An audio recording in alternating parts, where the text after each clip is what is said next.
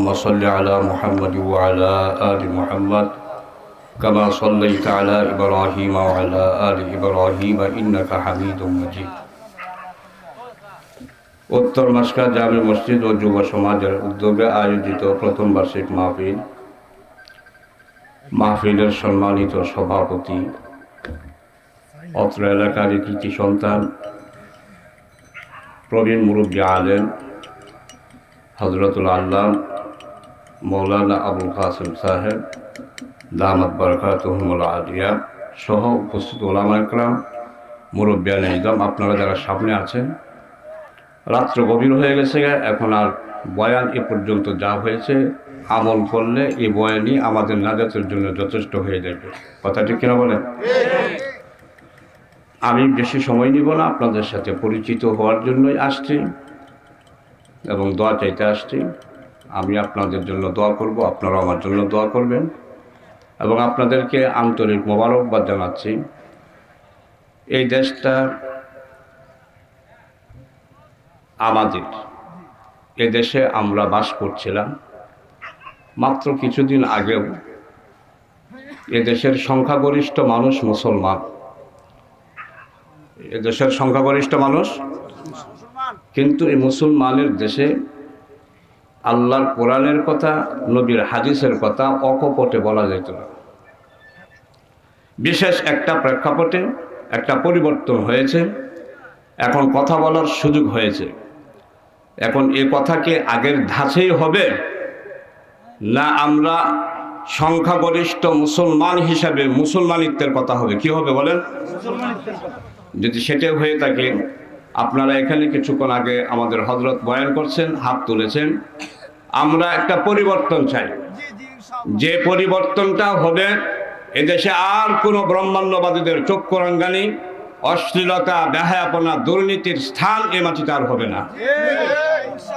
আমরা এর মধ্যে পক্ষে থাকবো তো না, শুধু এখানে বলবো না, বাস্তবতে আমাদের জীবনকে আমরা প্রতিষ্ঠিত করব ইসলামের উপর, এবং আমরা নিজেরা যেমন প্রতিষ্ঠিত থাকবো এবং অনৈসলামিক কোনো কার্যকলাপকে আমরা কোনোভাবেই প্রশ্রয় দিব না। কথা ঠিক আছে ইনশাআল্লাহ? আমি ছোট্ট একটা কথা, আপনারা বিরক্ত হবেন না, লম্বা সময় হয়েছে, স্বাভাবিক কারণে উঠে যাওয়াটা এখন স্বাভাবিক। আমি একটি কথা বলবো, কথা হয়েছে অনেক। আমি একটা আয়াত তেলাওয়াত করেছি, আয়াতটার অর্থ হলো, আল্লাহ তাআলার কাছে সম্মানিত ব্যক্তি হলো তারা যারা তাকওয়ার গুণ, আল্লাহর ভয়, পরহেজগারির গুণ যারা অর্জন করেছে, তারাই আল্লাহর কাছে সম্মানিত। তাকওয়ার গুণগুলো কি আছে? ওলামা একরাম অনেক বলছেন। এখন দোয়া হয়ে যাবে, আমাকে বলা হয়েছে দোয়া করার জন্য, তবে আমি একটি ঘটনা বলবো। ওলামা একরাম যারা আছেন তারা জানেন, একজন বড় মাপের, উঁচু মাপের এক মুহাদ্দিস ছিলেন, নাম ছিল তার ইয়াহইয়া ইবনে আকসাম রাহিমাহুল্লাহ তাআলা। তিনি একটি রসিক টাইপের লোক ছিলেন। অনেক বড় বড় আল্লাহর ওলি থাকেন, তারা তাদের বুজুর্গি ঢাকার জন্য মাঝে মাঝে রসিকতা করতেন।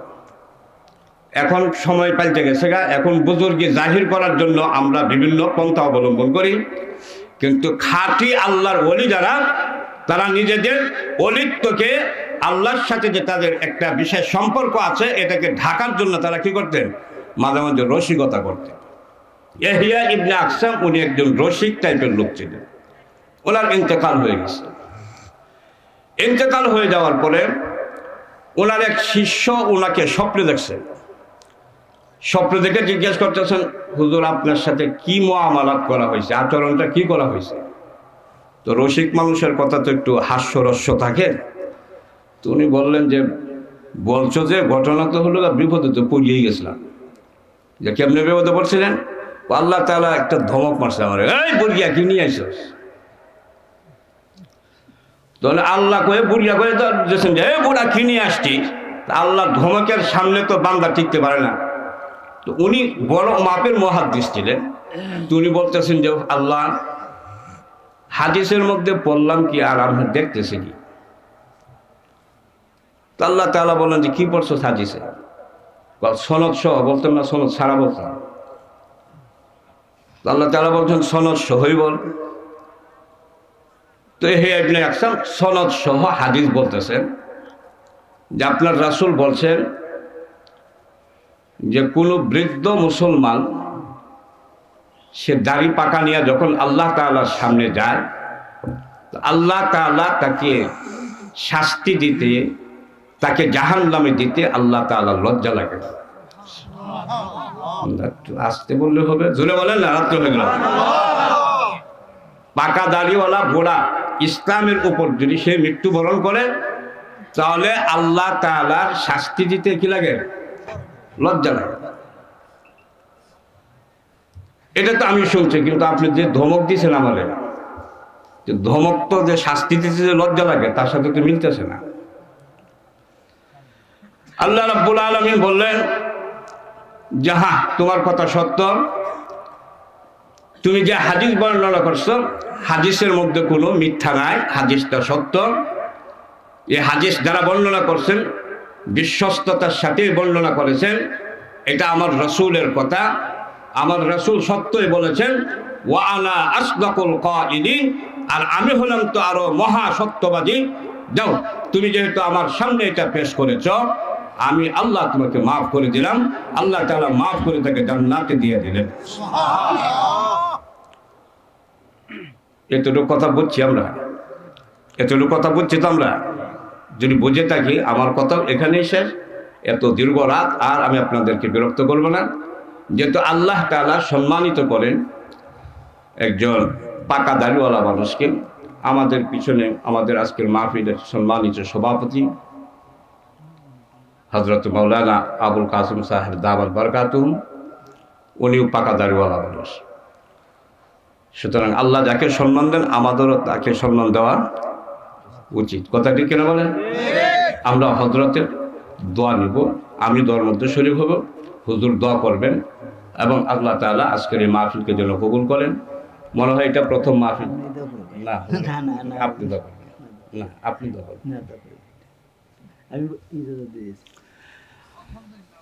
জি, এই মাহফিলকে যেন আল্লাহ কবুল করেন। এখানে অনেক, বিশেষ করে আমি যতটুকু জানতে পারছি, এই মাহফিলের উদ্যোক্তাদের মধ্যে যুবক ছেলেরাই বিশেষভাবে এই মাহফিলের আয়োজন করেছেন। তাদের কেউ দেশে আছেন, কেউ প্রবাসে আছেন। দেশে প্রবাসে আমাদের যে যুবকরা, যখন মানুষ গান বাদ্য নিয়ে ব্যস্ত, তাদের মধ্যে যে আল্লাহ তাআলা এই চেতনা দান করছেন, তাদের এই চেতনার উপর ভিত্তি করে যেন আল্লাহ তাআলা পুরা এলাকার মধ্যে যেন সমস্ত প্রকারের অনৈসলামিকতা, অনৈসলামিক তৎপরতা, এগুলো যেন আল্লাহ দূর করে দেন। আগামী দিনে যেন এলাকার মধ্যে ইসলামের সুবাতাস প্রতিটা এলাকায়, প্রতিটা ঘরের মধ্যে যেন আল্লাহ ছড়িয়ে দেন, এই ব্যবস্থা আল্লাহ তাআলা করুন। এই মাহফিলকে কবুল করুন। মাহফিলে বুদ্ধি দিয়ে, অর্থ দিয়ে, সময় দিয়ে, শ্রম দিয়ে, যে যেভাবে যারা জড়িত আছেন সকলকে যেন আল্লাহ তাআলা কবুল করেন। সকলে বলুন আমিন। ওয়া আখিরু দাওয়ানা আলহামদুলিল্লাহি রাব্বিল আলামিন।